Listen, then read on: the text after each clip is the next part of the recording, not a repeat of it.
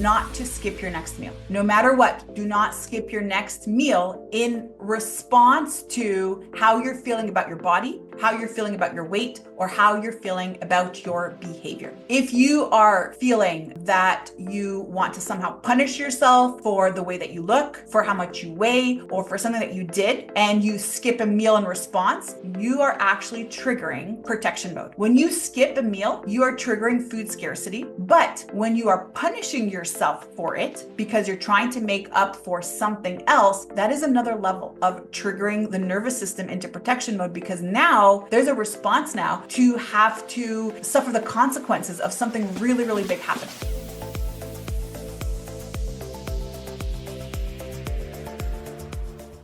Do you ever restrict yourself or skip a meal when you notice that you maybe put on a few pounds, or you had a very big episode the night before where you ate everything in sight watching TV until 2 o'clock in the morning? Have you ever skipped a meal or decided to go on an impulsive restriction because you suddenly realize that you need to somehow make up for it? That could even, by the way, look like a fast, the way that I used to do it. I used to fast and use fasting as a tool to make up for behavior that I had. When I was running CrossFit gyms and I was following meal plans and I was being super intentional about really getting in control of my macros and my food, and I was actually being very restrictive and very controlling, I would have a cheat night on Friday nights that would turn into a weekend long annihilation of foods that I was telling everyone that we don't eat, or that I was completely removing from my entire week. And so it used to start off by just Friday night cheat meal, and then all of a sudden it was then Friday and Saturday, and then all of a sudden it just became this whole weekend long ordeal. And this is something that I hear from a lot of people. One of the first questions that I ask people is, how do you do throughout the week? And a lot of times the response is, I eat really great and clean throughout the week, but then on the weekends, that's where I derail and I feel out of control around food and I'm eating all the things. And now I have to make up for it the next week. So then I meal prep and I get super clean again.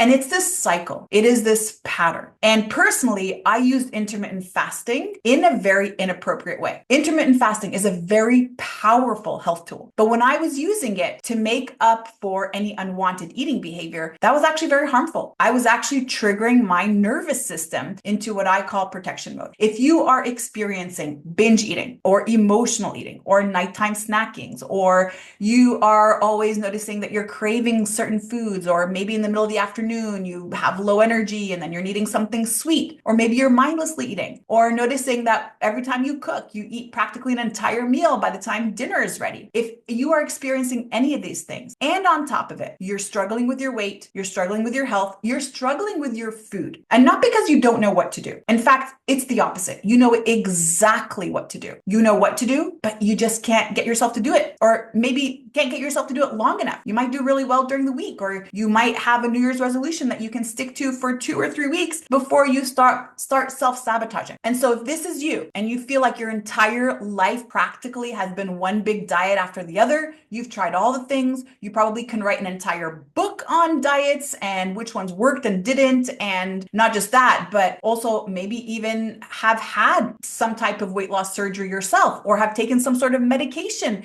to help you with weight loss, and yet still you cannot overcome this behavior. Then I want to tell you that stick with me here, because over the last couple of days, I've been talking to you about 7 steps to help you calm the cravings through regulating the nervous system so you can feel more relaxed around food and make peace with food, make peace with your body, make peace with weight, and actually start living life in a way where it's not about your weight. It's not about your size, because you actually don't struggle with that anymore. And if you have been struggling for a long time, or if you're noticing that your weight gain is always more than 10 pounds and your weight loss is always more than 10 pounds, which by the way is what would be a typical fluctuation in weight. Weight, by the way, is not a number. Weight is a range. You don't weigh 150 pounds. You weigh between 148 and 155, for example. That's actually how much we weigh. We think that weight is a number. And especially if we weigh ourselves every single day, we get so disappointed when we see it goes up a couple pounds and down a couple pounds, because your weight actually fluctuates It's due to how much poop your colon is holding on to, the inflammation that you had in your body, how much water you're retaining, the pressure outside, the barometric pressure, depending on the weather, even depending on if you're in a hot climate that's dry versus a hot climate that's humid, you're going to weigh differently. So your weight is not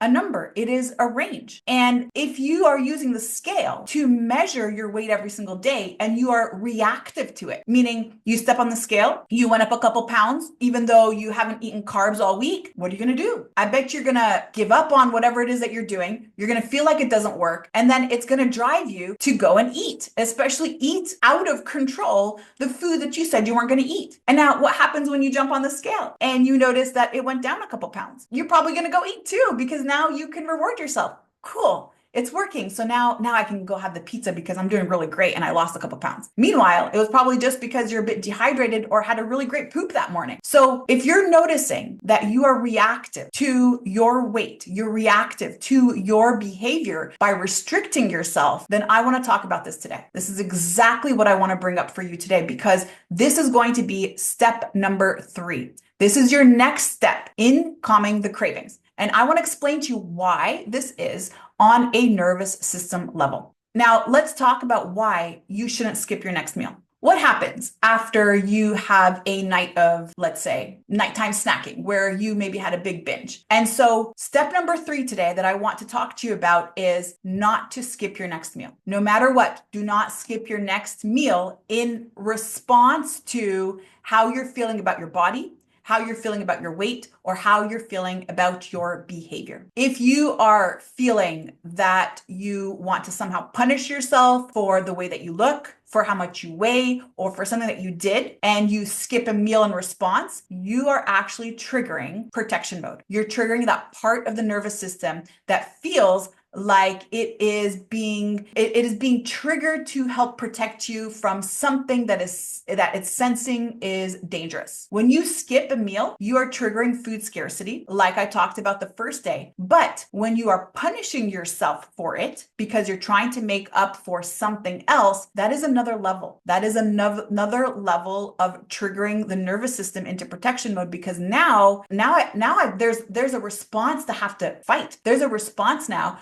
to have to suffer the consequences of something really, really big happening. And when you're in that nervous system state, think about it. When I was, for example, using intermittent fasting to overcome behaviors that I felt that I was very shameful about, I remember the internal dialogue. The dialogue was like, oh my God, why'd you do that? What's wrong with you? You said you're never going to do that again. How can you call yourself a coach? You're supposed to be a nutrition expert and you have all these clients and just that negative self-talk, constantly berating my behavior. And that's the thing that happens when you skip your meal because you're punishing yourself. It's not just the skipping the meal that you're using to punish yourself, but through that negative self-talk, you're also continuing to punish yourself. And this is how we actually trigger our behavior. We trigger our behavior first with a thought. And thoughts are only generated when we use the 5 senses. So you can see something, you can smell something, you can taste something, you can hear something, you can touch something. Anytime that the 5 senses have picked up some sort of signal, a thought is created. This thought could be in response to something that we're seeing for the first time, or it could be something that is a memory. It's a pattern that we've already thought about in the past. So you remember the usual fight with your spouse over that exact same thing. And then all of a sudden you see his socks on the floor, and then boom, you saw the socks on the floor. That triggered now, what's wrong with him? And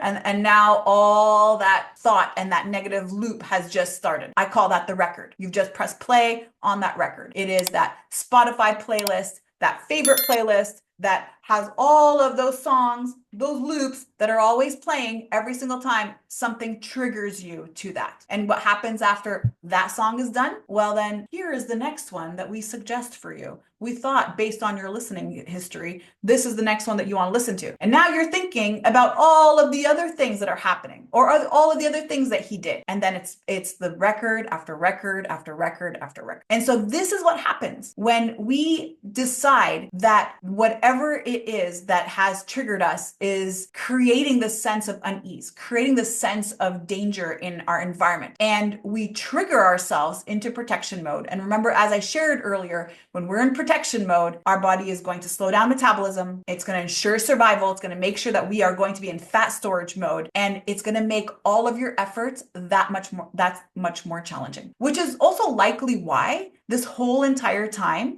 that you've been dieting and using a lot of negative self-talk, using a lot of self-punishment through restriction, using a lot of self-punishment through skipping meals, through having meal replacement shakes, for example, has always brought you to the same place, which is you see that there's a temporary somehow result. Maybe in the first couple of weeks or so, you're seeing that, the scale's going down. But then you're noticing that as soon as you get that short-term result, you're back to feeling out of control around food. Your body now has that binge mechanism switched on, and now you are eating all the things that you said you weren't going to eat before, but with those feelings of shame and those feelings of guilt. Notice how those feelings of shame, those feelings of guilt, those feelings of disappointment, those feelings of worry and doubt are actually what drive your behavior, versus if you just actually ate the next meal and just moved on. And so your next step is to eat that meal, have that meal. Don't skip the meal. Even if you ate until 2 o'clock in the morning, get up in the morning, and even if you're not hungry, eat your first meal and just move on. If you can give less value to that experience so that your nervous system isn't so supercharged, it's not so super triggered to protection mode, not feeling like, oh my gosh, something really bad just happened, you actually will have an opportunity to shift into what I call safety mode. That's parasympathetic. That is rest and digest. That's the calm. That is the ease. That is the peace. That is the noise switching off in the mind. And the more that you are noticing there's that negative self-talk going on, you're in protection mode. If that negative self-talk is not there, you're in safety mode. If you have feelings of joy and gratitude and appreciation and calm and creativity and excitement and peacefulness and appreciation and acceptance, you're now more in the nervous system state that I call safety mode.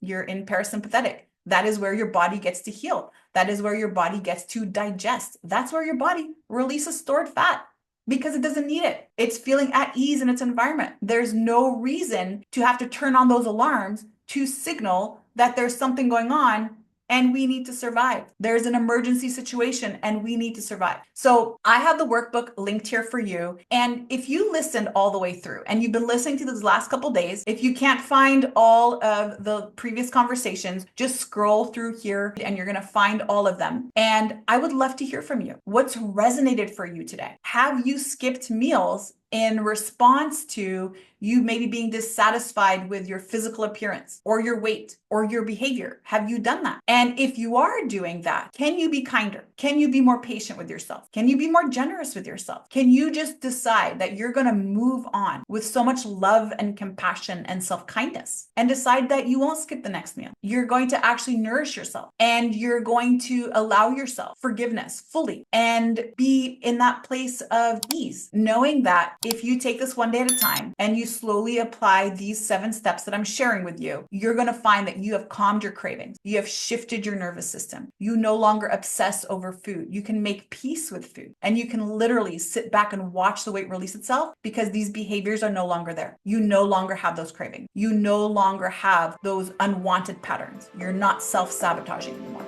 Let me know what your thoughts and takeaways are from these conversations. I'll see you then.